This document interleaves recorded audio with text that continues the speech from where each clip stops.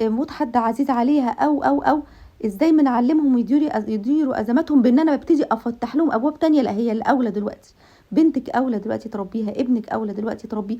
هتفتكري إن الشخص ده لو كنتِ خدتيه كان هيأذيكِ في كذا وكذا وكذا، لإنه ببساطة ما كانش راجل إنه ما وقفش معاكِ في 1 و2 و3، ولإنه عمل فيكِ كذا وكذا. ونبتدي نعلّمهم إزاي يديروا أزماتهم صح، وإزاي يخرجوا بأقل الخسائر. مش لازم نخرج بمكسب، ولكن على الأقل نخرج بأقل الخسائر.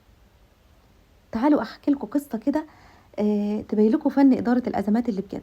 ومن بعديها هاعلّق تعليق صغير جدًا في فن إدارة الأزمات في الخطبة الجميلة اللي كان قالها السيسي، اللي حقيقي غيّرت معظم تفكير الناس اللي كانت زعلانة إن إزاي إحنا مش فاتحين سينا لتهجير إخواتنا الفلسطينيين. تعالوا أحكي لكم كده قصة صغيرة جدًا كانت لشجرة الدُر. الحقيقة شجرة الدُر كانت في موقعة